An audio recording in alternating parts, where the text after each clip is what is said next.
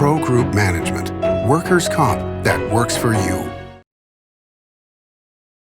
Welcome to Nevada Newsmakers. On the broadcast today, Elisa Cafferata is here. She's Acting Director of the Nevada Department of Employment, Training, and Rehabilitation, plus Fred Lokken, Professor of Political Science at Truckee Meadows Community College. It's all coming up next on an all-new Nevada Newsmakers.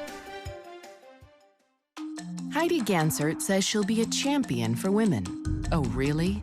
Gansert sides with the insurance industry and repeatedly voted against protections for people with pre-existing conditions. Those with asthma, diabetes, high blood pressure, and even COVID survivors would be at risk. And Gansert voted to criminalize abortion, putting doctors and women in jail. That's no champion. That's a sellout. For State Senate, vote no on Heidi Gansert. Retail's impact on Nevada's economy? Enormous. 8,600 businesses, large and small, employing 145,000 workers. And last fiscal year, retail paid tax on nearly $60 billion in sales. We're the Retail Association of Nevada. We support retail, we help it grow, and we mean business. RANNV.org. Pro Group Management offers workers' comp services to a growing number of industries. As businesses grow and change with the times, the need for a solid workers' comp program must be flexible and up to date. The evolving nature of regulations can make staying ahead of complex tasks challenging. But Pro Group Management simplifies the work so your industry can move forward and succeed. Pro Group Management, workers' comp that works for you. Truck drivers are some of the hardest working people you'll meet, delivering over 70% of America's freight and 92% of Nevada's. When there's a natural disaster, they're delivering critical supplies to help those communities recover and rebuild. Every sector of the economy and our nation's military rely on truck drivers. So let's take a moment to say thank you. On the open road or city streets, our truck drivers are rolling to make our economy and our nation stronger. Trucking moves America forward. This is Nevada Newsmakers with host Sam Shad, a no-holds-barred political forum. Now, from the Nevada Newsmakers broadcast headquarters, here is Sam Shad. And back on Nevada Newsmakers, we are delighted to welcome back to the program Elisa Cafferata. She's Acting Director of the Nevada Department of Employment, Training, and Rehabilitation, which is better known as DETR in the state. Pleasure to have you on the program. Nice to be back. Okay, so there is a total nightmare at this department, and the previous director steps down because of personal threats and the pressure of the job, because of the unemployment crisis in the state. And the governor contacts you to take the job. What was your response? Well, I had to think about it, of course, and really, you know, the situation I stepped into was a little different than the situation that Heather Korpulik stepped into, and I have great respect for Heather, and she put in place one of the computer systems that we're working with now. But really, by the time I got the job offer, the governor had created the strike force, which was headed by Barbara Buckley, former Speaker of the Assembly, and a formidable woman. Yeah, don't stand in her way if she's coming through. If she's got something to do, she's going to do it.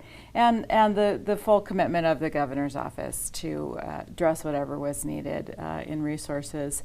As you know, I've been with the state for a year, and there are a lot of details for doing personnel actions and budgeting items, and we're sort of very much in begging for forgiveness mode as we do some emergency actions that aren't following the traditional. They're all on the emergency track, and we have the support of the governor's office to just get done what we need to get done. So. All right, let's start out on the personal, then we'll move to the business. Okay. So are you getting threats?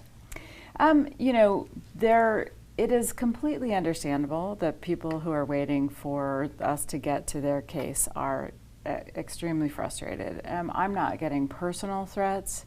I don't go on social media very often, but when I do, there are a lot of folks who are wondering why we can't get to their cases, and the answer is we're getting through the cases as quickly as we can, but until we get to yours, that's not much comfort. So I'm not getting those kind of personal threats. Okay, well that's good news. So let's talk about the situation. How many thousands of people at this point are waiting to hear from the department? So one of the biggest challenges for us is sorting through the fraud applications versus real Nevadan applications. Right. Just to give you a sense of the magnitude, there are 1.5 million workers in the Nevada workforce. We have gotten unemployment applications from over 1 million unique Social Security numbers. Now, you and I know that 2/3 of Nevadans are not unemployed. It's about 12% right now. So that gives you a sense of the magnitude of the fraud. And the problem with fraud is, in a lot of cases, particularly in the PUA system, which is Pandemic Unemployment Assistance, which is for the gig workers, somebody often has to look at the documentation. So if I have to look at 100 applications before I get to a real Nevadan, you can see that really slows us down. So when we started, we had about 60,000 in the backlog in PUA, and we're down to between 5,000 and 10,000 real people, we think. Those are still folks who are waiting for a staff person to get to them, but we're getting through about 5,000 a week. So I think we're going to get caught up on that in the next few weeks. They're still coming in at 10,000 a day clip, so it's hard to stay on top of it, but we're getting there. In traditional unemployment, we started with about 150,000, about 100,000, I think. And we have done some staffing and some technology changes and some policy changes. So we're about 20,000, by the end of this week, we should be about 20,000 left that need to have a staff person look at them. In traditional UI, it's a due process hearing because we have to hear from both the employee and the employer. So they take a lot longer, and that's been the hardest part of the backlog to get through. So I will reveal here for the first time publicly that I received a letter, and this is one of the reasons I called you last week, that said, from Dieter, saying, Samuel Shad has applied for unemployment, and you know, are you going to go along with this? And as Samuel Shad, I went, oh my goodness, I've been hacked. Yeah. The understanding is that this comes from the Experian hack that happened a few years ago? We haven't been able to sort of trace it to a specific hack, but we do know there have been a lot of hacks. We brought in Bill Strong, who was retired from Welfare Fraud Division, and he actually went through and called quite a few people to see who had fraudulent claims filed against them. And every one of them had been caught up either in the Experian hack or the Target hack, or, I mean, most of us have gotten those letters that our information has been compromised one way or another. And we think that a lot of that information is out on the dark web, and this just presented a big opportunity for fraudsters to apply. And so basically what's happening is that information is on the dark web, so people who want to commit fraud can buy people's names and social security numbers and then do things like applying here. Okay, so we know that this is obviously screwing up Dieter to a great extent. What is the advice that Dieter is saying in terms of if somebody gets a letter like this, or is somebody whose information is now compromised, obviously, what should they be doing? So if, particularly employers, there's a waiting period that we have to see if an employer is going to contest a case. So they should respond as soon as they can, because after a certain number of days, then we start paying benefits, and then we're trying to catch up. So if employers get these, they should file on our website, which is dieter.nv.gov. They should file the fraud form, and we'll stop payment on those claims, or they can fax it back to us, this is the only place in the world where a fax really works, because we can then scan in your barcode for your employer number and get it into our files. And then there's also information on our website of what individuals can do to follow up, and they can put a freeze on their credit reports or file information with Social Security, and there are just a lot of steps you can take to sort of address the fraudulent use of your information. All right, let's take a break. More with Elisa Cafferata after this timeout. Your good times are at Tamarack Casino. All new DC Cafe and Bar, serving breakfast, lunch, and dinner. Ooh, your good times at Tamarack. Your good times are at Tamarack Casino. Because of UMC, I'm putting my free time to good use. Because of UMC, she keeps me on my toes. Because of UMC and this guy, I'm here. UMC, the highest level of care in Nevada. The signs and symptoms of cataracts can start out small with subtle changes in your vision. So don't wait. Be proactive and take your vision into your own hands. If you're experiencing the onset of cataracts or just have questions, contact your eye care professional or call Eye Care Associates of Nevada today. Dr. Hiss has years of experience specializing in the surgical correction of eye disorders and has completed over 84,000 vision correcting procedures. At Eye Care Associates of Nevada, we'll change the way you look at the world.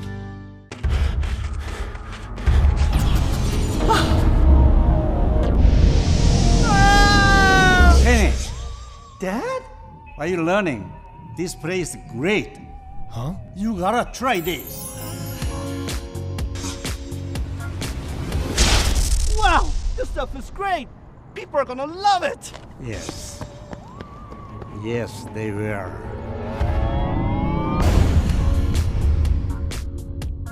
Your good times are at Tamarack Casino. All new DC Cafe and Bar, serving breakfast, lunch, and dinner. Ooh, your good times at Tamarack. Your good times are at Tamarack Casino.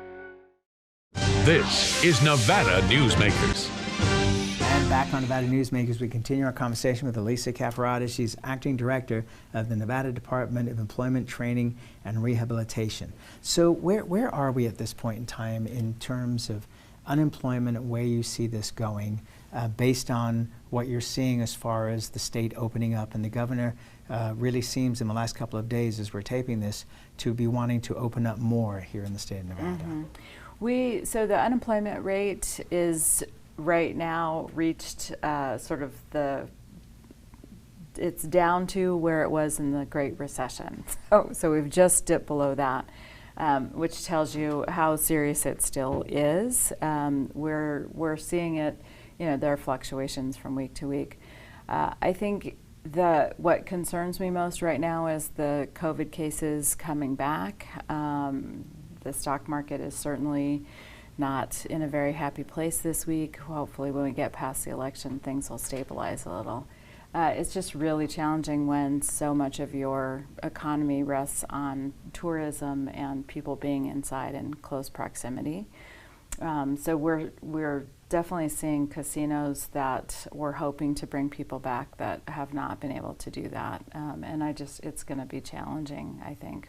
Yeah, Red Rock Resorts just put out their earnings, and part of what they were saying was that the cutback in employees is going to be beneficial to their bottom line. They weren't happy about that, but they were just saying that this is a new normal for them now, and that they can recover because they're looking more at gaming as being the main thrust of their business than all the other things, and especially money-losing things like buffets, etc.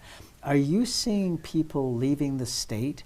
Because in the Great Recession, for example, in construction, when the construction stopped then, the construction workers did not stay. They were gone. Right. Are we seeing the people in the service industries staying in Nevada to collect unemployment, or are they trying to be on the move as well? It's a little hard to tell. I do think one of the challenges that I see is, unemployment is based on meeting certain criteria, and really the whole purpose of the program is to help people sort of make that transition and get back to work. But because we've added some extensions, additional weeks, additional benefits, people are just treating it very differently. So my concern is that people did sort of say, okay, this is what I'm going to live on for months, and traditional unemployment used to last 26 weeks, half a year, and now it's extended almost to an entire year. And I just keep hearing from people like, I need the extra 7 weeks, and really our focus in the next 2 months at Dept is going to be, yes, and you need to focus on, do you need to get reskilled? What are you going to do? Because these benefits do run out, and you need to think about how you're going to make this pivot and get back to work or cut down on your expenses. A lot of this is sort of outside of our wheelhouse, but the training, we are looking at how do we open up our training resources and make those available to people. And what direction would people, do you think, go in if they're not going to be able to be in the service, or is that also not the department's responsibility?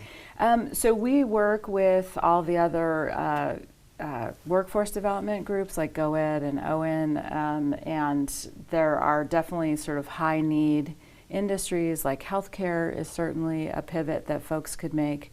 At Dept, we have the ability to provide support and help folks get certificates that they need and training that they need. So we just, like I said, in the next couple months, we're really going to be focusing on getting that information out, because a lot of the casino jobs maybe not coming back or will look different, but the healthcare industry certainly needs people at that basic service level, and then they can continue to get training and move up. Yeah, I mean, things that we were talking about over the next 10 years, like robotics for the casino industry, so where a back-of-the-house bartender wouldn't have to be a person anymore. It could just be somebody, or a fast food restaurant. Somebody making hamburgers would be a robot rather than a person. That arrived instantly. Yes, exactly. And no agency would ever be able to go to a state and say, if there's a pandemic, we're going to need blah, blah, blah, blah money and computer systems and all the rest. So it's not really fair when people are attacking the state and saying, well, why is this not happening instantly? Where you said you've got a new computer system. Is it where you want it to be, or do you need more from the state come the session? One of the biggest challenges of this job was that Congress has been helping the states through the CARES Act, but the challenge is that one of the ways they helped was created all these new programs like the pandemic unemployment assistance for gig workers, who in previous years would never have qualified for unemployment. That's just part of the risk that you take and the reward that you have, right? So the new computer system we had to put in place to implement this pandemic unemployment insurance, which goes away December 31st, unless it doesn't go away December 31st. And we've had to build it because we had to stand it up immediately. We're building it one module at a time. So we are just bringing online the final modules to sort of get a claim through the whole process. So that's been really frustrating for folks because they had to wait for us to put pieces in place. We are going through an assessment of our systems right now, and we'll get some recommendations of improvement. So I am sure that we will be asking the legislature for modernization. And prior to the pandemic, we had the record low. We had never had unemployment as low as it was, which in the unemployment world means you have the fewest number of staff, you have the smallest budget you've ever had, and when you say we need to modernize our system, the response used to be, you're serving barely 30,000 people. You don't need to update your system, and a lot of states were in this position. Just we are, we're at the top of the list for unemployment. So we were most overwhelmed, but we're getting there. Well, thank you for your service, and we appreciate it. I'm sure it must be stressful every day trying to get through this, but there will be an end in sight. So come back and see us again and tell us, updates as we know more. I think there are going to be some interesting things right after the election, perhaps in the lame duck, that will help people. Yeah. And that's where I have to leave it. Elisa Cafferata, thank you. Thanks. And we'll be right back. Dimitri Prine here for Design Outdoor. Come visit Design Outdoor's store and backyard. to see our wide selection of fire pits, barbecues, and pizza ovens, natural stone water features and fountains, and frost-proof pottery. Our store and backyard are located at 11600 South Virginia, just north of DeMonte Ranch Parkway. Visit designoutdoor.com or call us at 851-9499. Can't do it. Stupid, like my mom. We can't do anything at Mommy's because you won't pay child support. Dad said you cheated, and he's not even sure he's my dad. Mommy said you left both of us, so she isn't gonna let me see you. I look just like my father. I'm divorce attorney Marilyn York, and I may represent men, but hate has no gender, only casualties. Please, stop sacrificing your children in your war against your ex. Hi, I'm Dave Newman. Remember me? I used to be the house detective, and now I'm a realtor, full-time at RE/MAX Realty Affiliates. A lot of people ask me, how's the market? You know what? It's fantastic. If you're even kicking around the idea of buying or selling, give me a call. Let's talk about it. Call me at RE/MAX Realty Affiliates and just ask for the guy who used to be the house detective, Dave Newman. Heidi Gansert says she'll be a champion for women. Oh, really? Gansert sides with the insurance industry and repeatedly voted against protections for people with pre-existing conditions. Those with asthma, diabetes, high blood pressure, and even COVID survivors would be at risk. And Gansert voted to criminalize abortion, putting doctors and women in jail. That's no champion. That's a sellout. For State Senate, vote no on Heidi Gansert. This is Nevada Newsmakers. And back on Nevada Newsmakers, we're talking with Fred Lokken, who's professor of political science at Truckee Meadows Community College. And just for reference, we're taping this on the morning of Wednesday, October 28th, to be played over the next couple of days. And so it might be election day, it might be the day after the election. So we'll bear that in mind as we have the discussion. One of the things I wanted to ask you about was redistricting. You know, that's a really big deal, and it's not been played up nearly as much during this election cycle as one would have thought. Well, everyone's a little confused first with the ballot questions because we go 1 through 4 and then jump to 6. But I was honestly concerned about the League for Women Voters and that effort to sort of wade into redistricting in the state. I'm very happy that that failed. In part because it was not even fully fleshed out. There was not going to be a proposal of exactly how an alternative would work. And it'll probably be back for 2022, but at least at this point in time, a Democratic majority, I think, will obviously be redrawing the lines. And that's, you know, that's one of the plums. We've seen it every 10 years for the history of the state. I think that one of the other interesting things in play is the possibility of an additional congressional seat. All right, well, hang on. Let's go back to the redistricting first. Sure. So one theory I'm told about a map is that it shows 4 straight up and down lines across the state. And so you would have a piece of Clark County and a piece of everything else in rural Nevada in each of the districts. What would your thoughts be on something like that? Well, we've always had the most interesting map drawing, which clearly seems to start in Clark County and end in Clark County. Our districts have always reflected that. The 2nd district has always been the one district that's been willing to be ceded to the northern part of the state.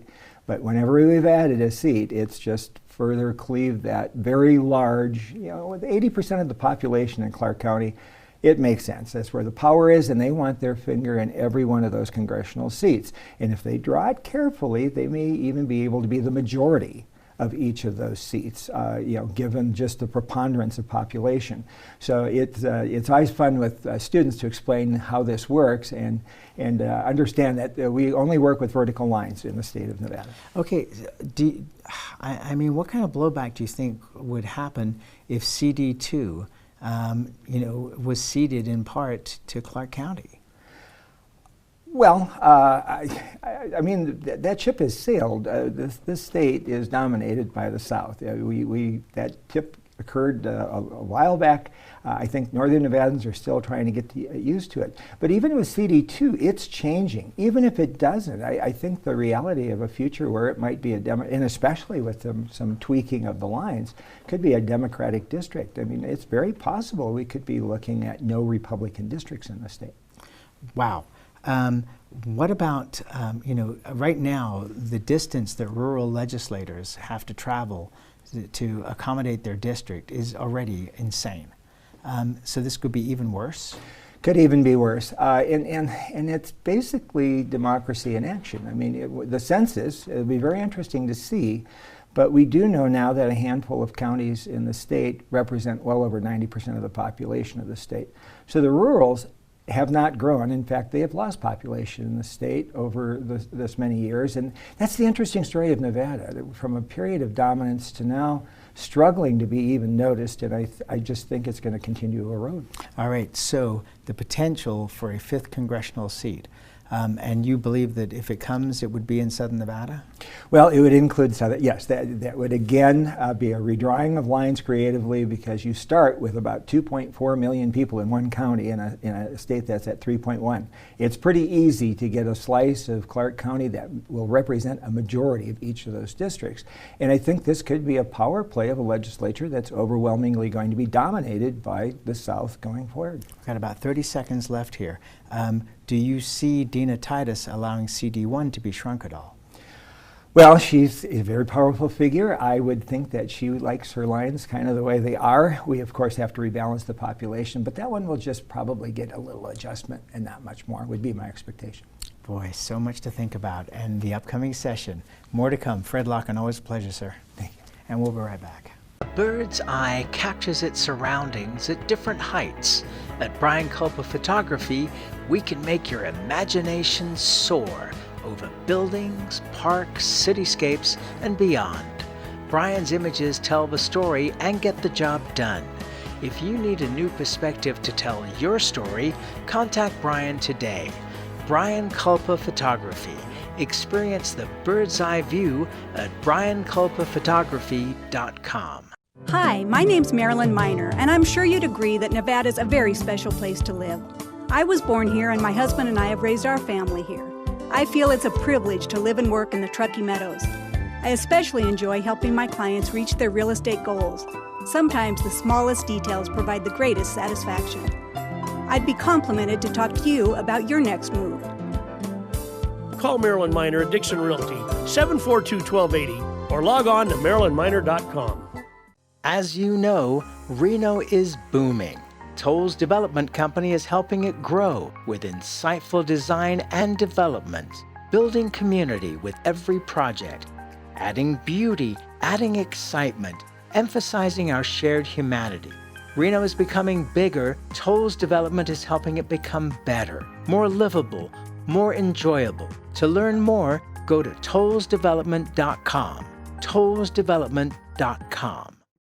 Pro Group Management specializes in providing industries with the necessary components to satisfy and exceed workers' comp requirements. Every business has unique needs and specific regulations. Pro Group Management stays ahead of the curve, providing up-to-date services to keep your industry in top form. Discover how we simplify your tasks, improve efficiency, and reduce expense to keep you moving in a positive direction.